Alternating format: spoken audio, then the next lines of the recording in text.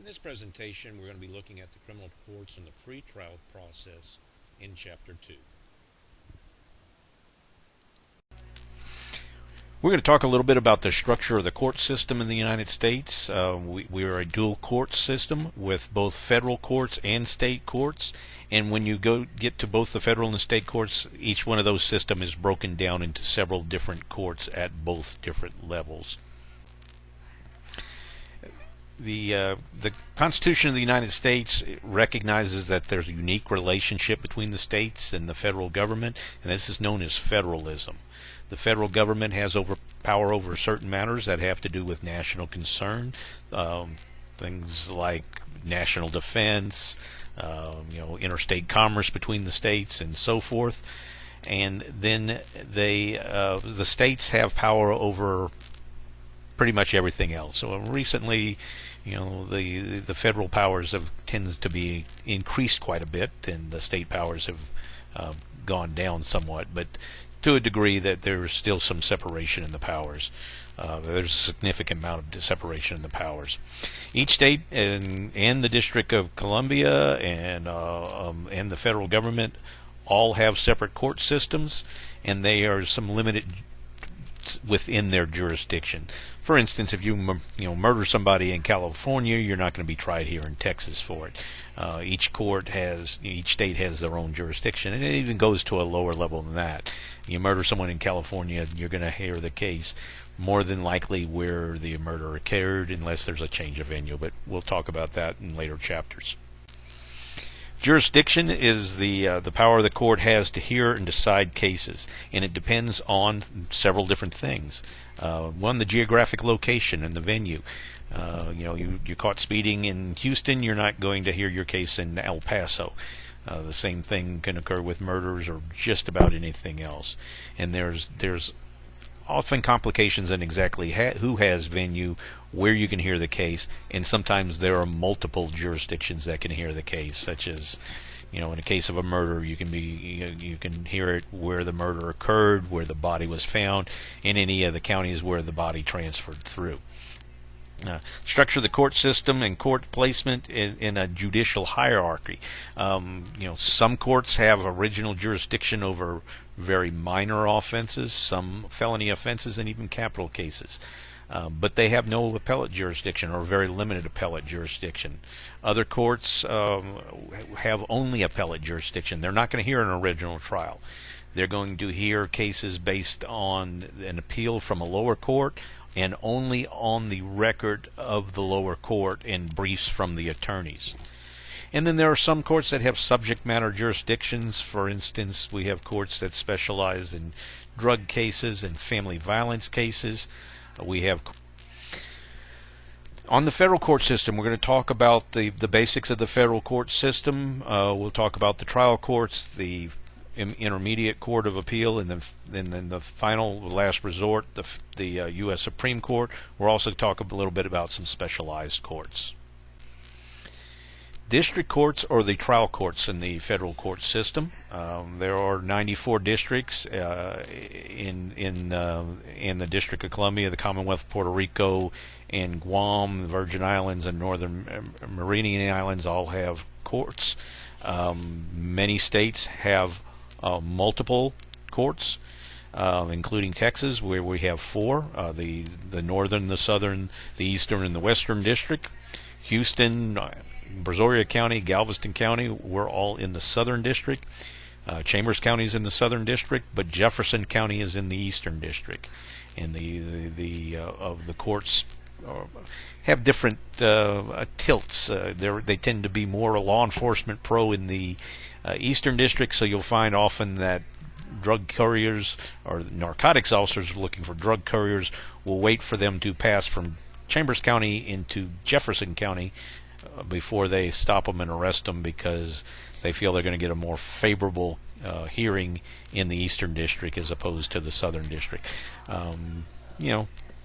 That's just kind of playing a little bit of the politics of the system. The United States circuits, they're divided into 13 different circuits.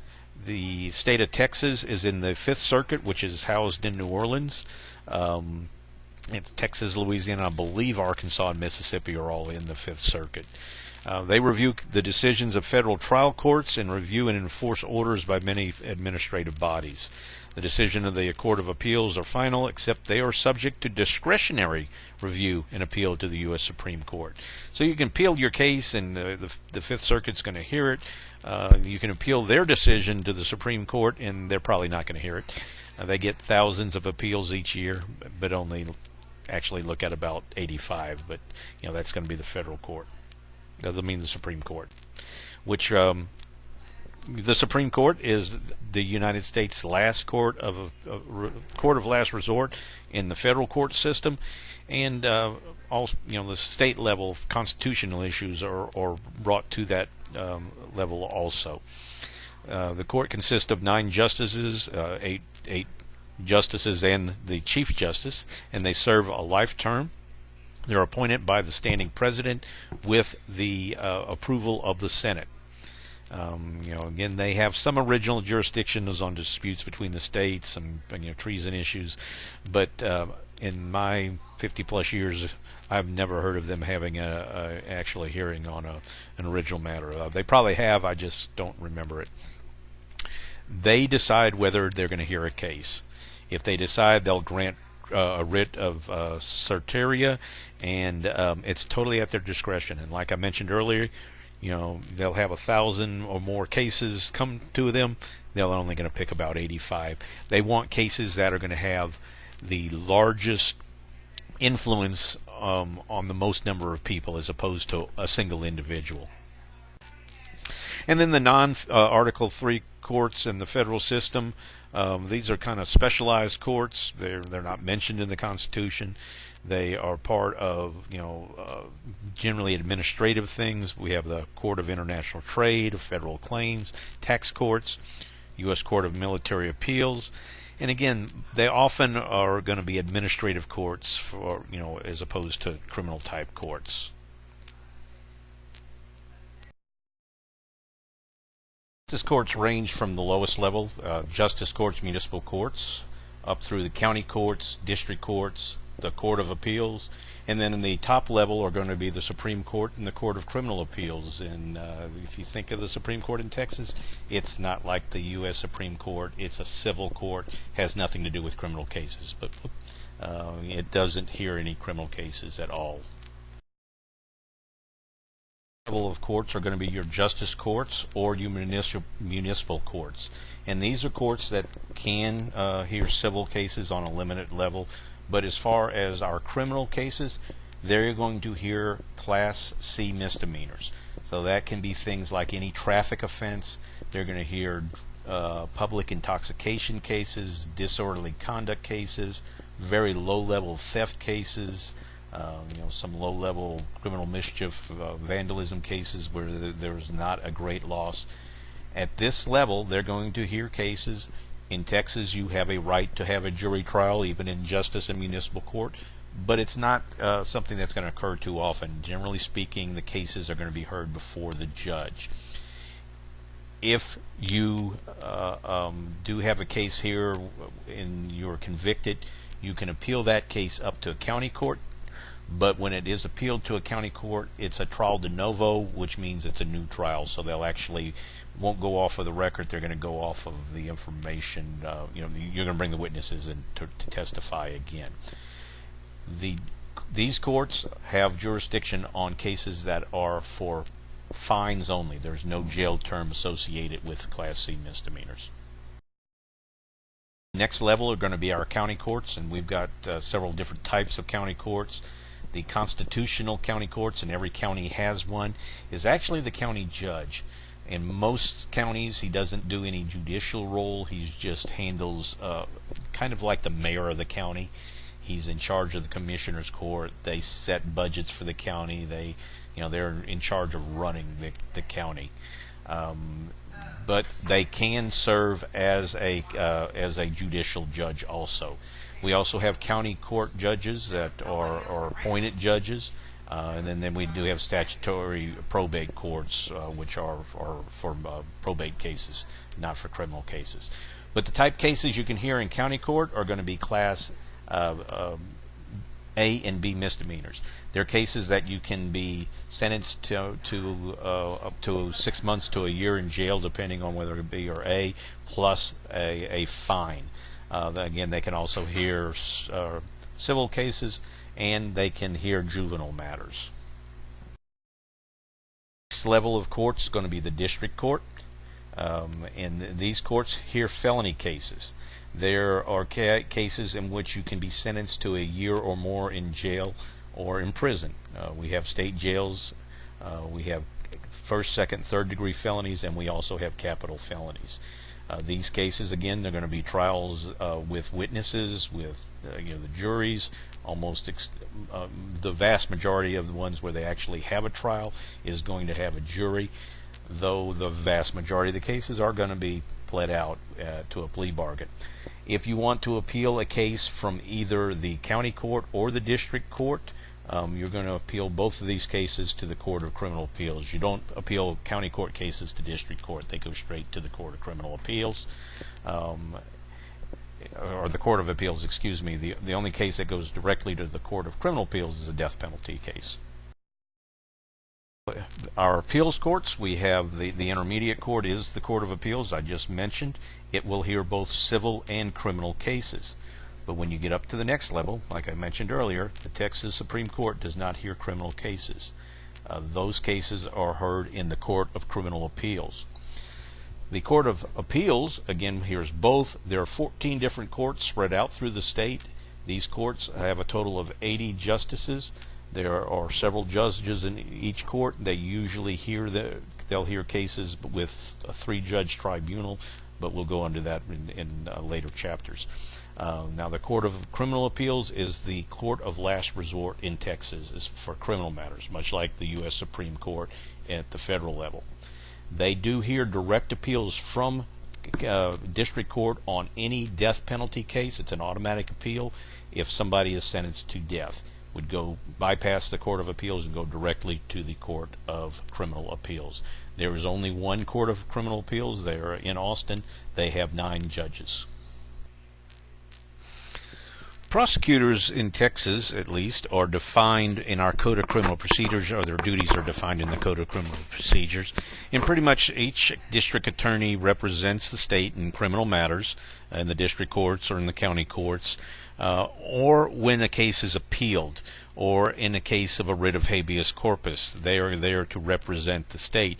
There are some exceptions. They must recuse themselves if, for instance, they were someone's defense attorney before they were elected to the district attorney's office, in which case they're going to have to appoint a special prosecutor because they've already had something to do with the case. If they other times when they'll recuse themselves as if it's an employee of the district attorney's office that's involved in something, in which case they'll appoint a special prosecutor to handle the case. The goals and purpose of the district attorney's office are to see that justice is done, not to get convictions. Now, granted, what they want to do is get convictions, but they want to convict the guilty, not the innocent. And they also have a duty that is detailed in the Code of Criminal Procedures not to suppress facts or secrete witnesses capable of establishing the innocence of the accused. This is called exculpatory evidence. We'll talk about it a little bit later when we get to discovery. We're going to talk a little bit about the process of getting a case through our court system. A criminal process begins with a felony defendant with some type of a complaint, which is a written statement of the facts supporting the offense. The complaint is going to have to be in an oath or affirmation, and it must state the essential facts of the case, including all elements of the case. So, for instance, to get someone for burglary of a building, you have to show that they entered a premise that unlawfully, that was unopened to the public, that with the intent to commit theft or another felony. So you'll have to prove each one of those elements, and you're going to have to list them in your complaint. Must be in writing, and it must be made before it must be made before a judge authorized to issue a criminal process to issue the warrant, and it again has to be supported by an affidavit or the oath or affirmation. In Texas, within 48 hours of an arrest, the defendant must be taken before a judge. The judge must inform the accused of the charge against him or her, and whether there is an affidavit supporting the charges. Judge must also advise the defendant of their rights, the right to retain counsel, the right to remain silent, have an attorney present during interviews with the police or the state's attorneys, their right to terminate any interview at any time, and their right to have an examining trial to determine whether there is probable cause. Most of these are going to be things that you heard many times on TV and in movies. They come directly from the Miranda decision, but they're also codified in Texas law. If a defendant can't post bond and they remain in jail, then the prosecutor must file charges against them by a complaint or information or indictment within 15 days for a Class B misdemeanor, 30 days for a Class A misdemeanor, and 90 days for a felony. Otherwise, they can be released on a PR bond, which is a bond supported just by your promise to appear and no money, and then they're free to go about their business until the state does determine whether they want to follow through with the charges. If the defendant is not in jail, then generally the prosecutor has up to 2 years from the date of the offense to file misdemeanor charges. Otherwise, the case is dismissed, can never be prosecuted because of the statute of limitation. And if in a felony case, depending on the offense, the statute of limitation can be 5 years, 7 years, 10 years. It just depends on the case. And actually, in some murder cases and a few sex offenses, there are no time limitations. On the federal system, in some states, including Texas, require a grand jury indictment for certain crimes. The primary duty of the grand jury is to receive criminal complaints and determine whether there's probable cause to continue with the case, or do you determine whether you're going to true bill the individual. If they don't think there's probable cause, then they'll issue a no bill in the case. But generally speaking, they are going to, when you file someone, most of the time they will true bill the individual. In Texas, you can waive your right to grand jury. I've seen this happen in a lot of cases where you arrest them, you charge them, and before you can schedule the case for grand jury, they know they're guilty. They, especially on a state jail crime, they know that they're going to get a certain amount of time. Might as well start it and get it over with. They'll waive their grand jury. They'll plead guilty.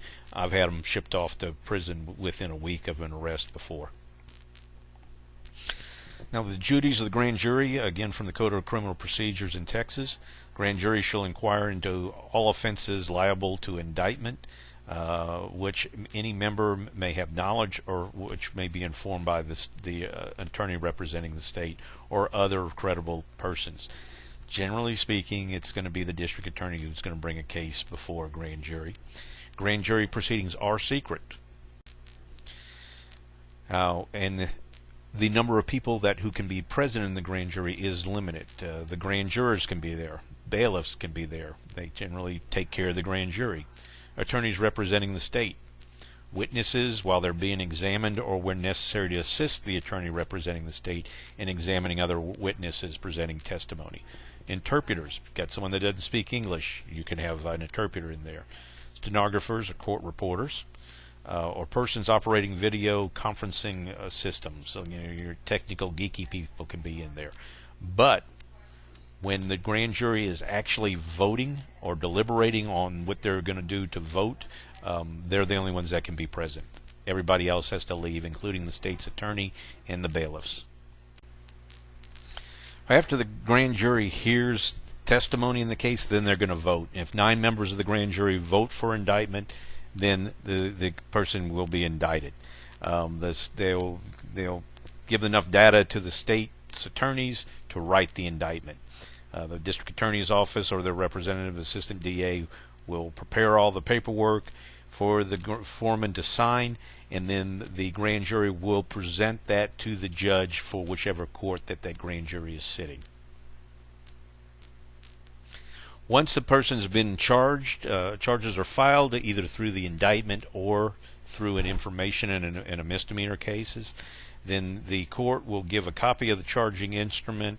Court will be given a copy, and then the defendant will have an opportunity to have the charges read to them in open court, to enter a plea, and more often than not, to request a continuance so they can actually go through the plea bargaining process. Because the 90% of the cases are plea bargained after all. Only about 10% actually go to trial. The arraignment is usually the first place where the individual can enter a plea. It's also where the prosecutor and the defense can start getting together about discovery and determining, is my client going to plea or do we want to take it to trial? As I said, that at the arraignment is the first time the defendant can enter their plea. What are the pleas they can enter? Well, they can plead guilty. They can plead not guilty, which is different than innocent. You're not guilty if they can't prove that you're guilty. That doesn't mean you're innocent, but we haven't proved that you were guilty. They can plead nolo contendere, which means I did it, but I'm not going to admit I did it, but go ahead and punish me anyway. That's not exactly usually the person's guilty. It's just a kind of a face-saving type plea. Or they can plead not guilty by reason of insanity, or whatever other defense there is. So some states don't have the insanity plea. We do have it here in Texas. Plea bargaining begins, like I said, can begin even before the actual arraignment. Sometimes they've reached an agreement during the arraignment and then they'll plead guilty then. But plea bargaining is an essential component in the administration of justice. We have far too many cases to get through our court system. If we tried to try all of them, it would be years before you could get a simple case tried.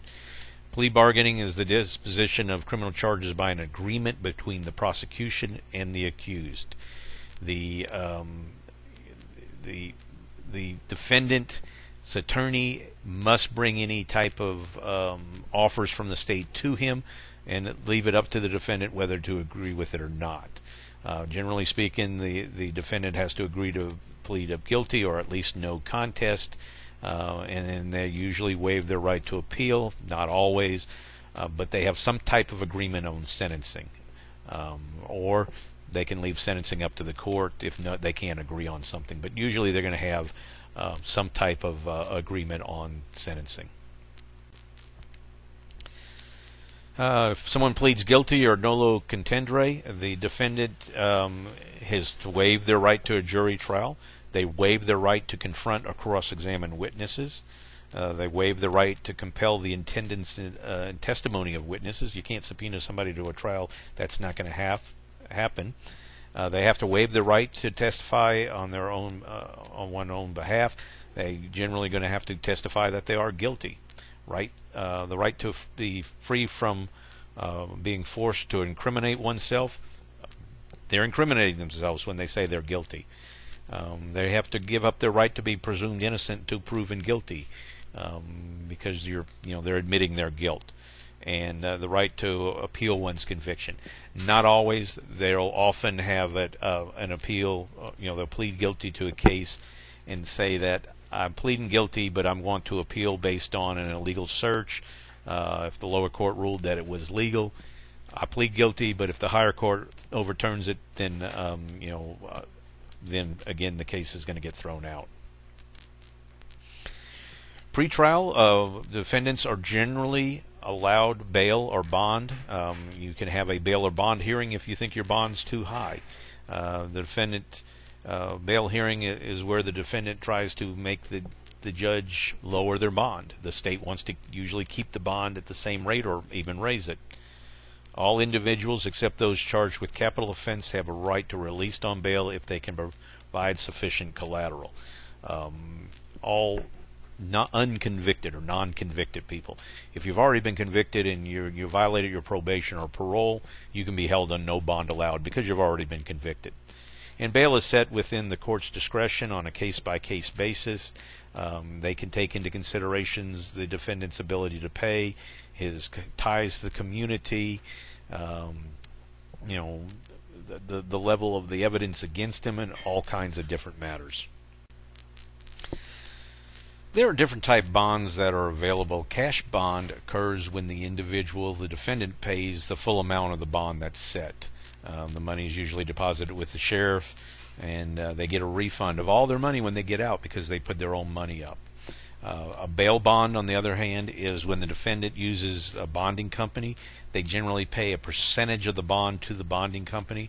They don't need to have all the money up front, even the part they're paying him, obviously, not the total amount, because the bonding company is putting up the total amount.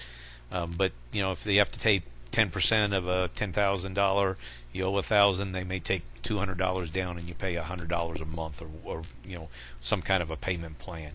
And then finally, there's a personal recognizance bond, or PR bond, and that's when you don't pay anything to get out. You're just pretty much making a promise to appear.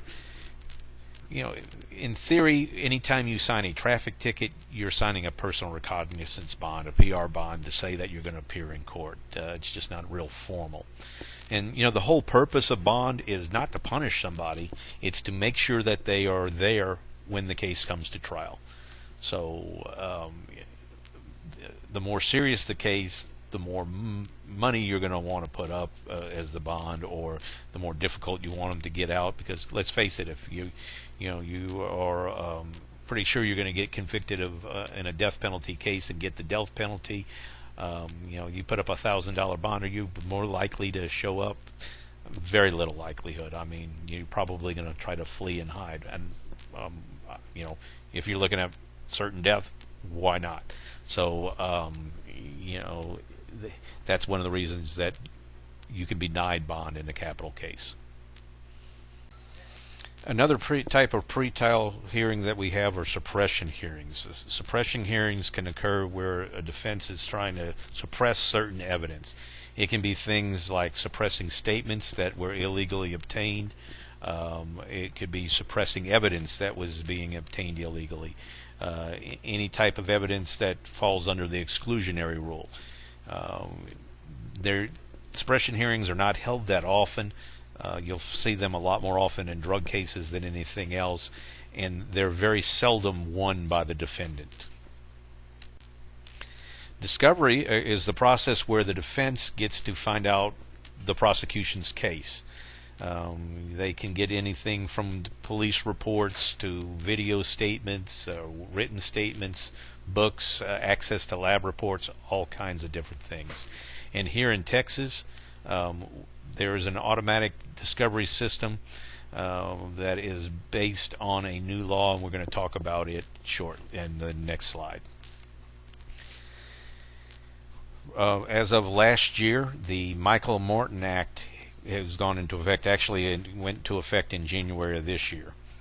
That it is named after Michael Martin. Michael Martin was convicted of murdering his wife, spent 20-something years in prison, professed his innocence, and as it turned out, he was innocent. The individual who did commit the crime was eventually discovered through DNA and admitted to killing the woman. The thing that about discovery in this case is when the officers took the original report, they talked to his, I believe it was a 3-year-old son at the time, who said that that the monster that had hurt mommy, or the bad guy that hurt mommy, was not his daddy. So that information was not given to the defense, and that could have been very important to his case. The prosecutor in that case who did not give the information to the defense was a guy named Ken Anderson, who was the district attorney at the time and later became a judge. Well, eventually he was convicted of contempt of court for not giving exculpatory evidence to the defense. And again, exculpatory evidence is evidence that tends to prove that someone is innocent of a crime instead of proving that they are guilty of the crime. So under the new law, you know, the Michael Martin Act, it codifies the case of Brady versus Maryland, which is a Supreme Court decision that said the state has to give exculpatory evidence to the defense. Well, now it is codified into Texas law, but it is codified in even more extreme measures as far as what we have to give to the defense attorney. Not only do we have to give them information before the conviction, but the state now has a continuing duty to provide discovery even after the case is closed. For instance, I had an individual once a couple of years ago who had drugs on his possession. He got arrested. He pled guilty, was sent to prison, and we got the lab report back. What he thought was good drugs were bunk. It wasn't good stuff. Well, the state has an obligation to let the defense know that the drugs weren't real drugs, and so he could appeal the case. Obviously, he wasn't guilty of what he thought he was guilty of. He thought they were drugs, but they weren't. The discovery under this new law is easier for the defense. They used to have to show good cause as to why they wanted things. They don't have to do that anymore. They just have to give a timely notification directly to the prosecutor's office. Don't even have to go to the court. The prosecutor has to give them all the information. So that good cause is completely out. And what do we have to give them? Exactly what do we have to give them is everything. Police reports, police notes, district attorney's notes, statements, witness statements. We're pulling videos from cars that just drive by a scene, even if they didn't have anything to do with it. Officer didn't get out of the car, but if he turned his lights on, we're pulling that video because that's part of everything. The defendant's attorney or the agent of the attorney can allow the defendant or witness or prospective witnesses to view information they obtained in discovery as long as it is part of the case and it's not material that is protected by another source. If it, for instance, it's HIPAA information, they can't release HIPAA information to just anybody. They can't go post it on Facebook or anything. They have to limit it to witnesses who are going to talk about maybe the defendant's injuries or the nature of the defendant's injuries. Now, when this new law in the Public Information Act are in conflict, the discovery law wins. You're going to have to release the information even if it violates the Public Information Act. Now we're going to briefly look at the exclusionary rule. The exclusionary rule requires that any evidence obtained by the police using methods that violate the individual's constitutional rights must be excluded from a criminal proceeding. You can't use it against them. The rule was developed back in 1914 in the case of Weeks versus U.S., and in 1961 it was extended from the federal courts down to the state courts in the case of Mapp versus Ohio. The whole premise behind it is that we're going to sanction the officers who violated someone's rights by not allowing them to use what they gained against that individual. Therefore, the thought is that officers will not violate people's constitutional rights. They'll only try to obtain information in a legal manner. There are possible alternatives to the exclusionary rule that some people have suggested. You can always make it a crime for an officer to violate someone's rights, to an extent it is, but actually prosecute people for violating individual rights. An officer who makes an illegal search procedure could be subject to an internal discipline within a department. Generally doesn't happen a whole lot right now. The victim of the unconstitutional action can take civil litigation against the officers.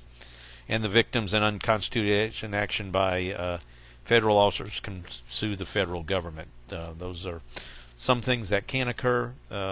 They don't generally occur too often. And quite often, it's really kind of a close call as to whether things are constitutional or not. And what's constitutional and what's not changes. The interpretation of the Constitution will change quite often. The exclusionary rule is not without its critics. Some of the critics of the exclusionary rules say that the individual police officers are not personally impacted by the exclusion of evidence they obtain. Quite frankly, a lot of officers don't follow through on what happens in their cases. I can't tell you what happened in the majority of my cases. There are some that you do want to follow through on, but the majority of them you don't. You file a lot of cases, you don't know what happens. And often officers don't know that their evidence was thrown out unless you actually pursue it through the DA's office to follow up on your cases. Police officers are not deterred because few prosecution against the officers come about as a result of illegal seizures. And they say it allows some factually guilty individuals to go free. Some people get off on technicalities. There are some exceptions to the exclusionary rule.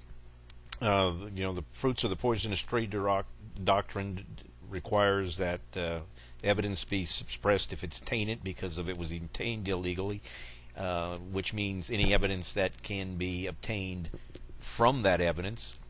For instance, if you have a person who you beat a confession out and he tells you where the dead body is, you go get the dead body and inside the body you discover the bullet that matches up to his gun. You're not going to be able to use that bullet because it was illegally obtained. Now, there are some exceptions to this. The evidence that would be inevitably discovered would be considered an exception to the exclusionary rule. We go back to that same individual who murdered his wife and he dumped her on the side of the freeway, even though we illegally obtained the confession where he told us where the body was. Because more than likely someone would have driven down the road and seen that body, we would be able to use that evidence. That is, unless you happen to be a police officer in the state of Texas. We don't allow the use of the eventual discovery in state charges in Texas. Now, if you could come up with some federal charge, it'd be okay because you could use it. The means of obtaining the evidence were sufficiently remote or distinguishable from the primary illegality is another way that there could be an exception. That it didn't have a whole lot to do with the evidence of the way the evidence was obtained. They were just non-consequential. The good faith exception of the exclusionary rule, it says that evidence obtained by police who act in good faith, objectively reasonable reliance on a warrant or statute is admissible even if the warrant or statute was subsequently ruled to be invalid. This works in Texas, but only if the warrant was invalid due to the fact that it was a technical reason, not due to the fact that there was no probable cause existing. So we can have the good faith in a limited number of cases in Texas. The last thing about the exclusionary rule is you have to have standing. If the individual who we obtained that illegal statement from tells you about where the body was, we find the body, and we're going to use that body against another individual, too bad for that other individual. He has no standing against the constitutional rights of suspect number one. Suspect number two can't say that, oh, you violated suspect number one's rights, so you can't use this evidence against me. You have to have standing. Well, that concludes the presentation on Chapter 2. Next week, we're going to be looking at Chapter 3, Privacy, Probable Cause, and Reasonableness. Also, look at our next slide. It's going to be one more try at Where Am I?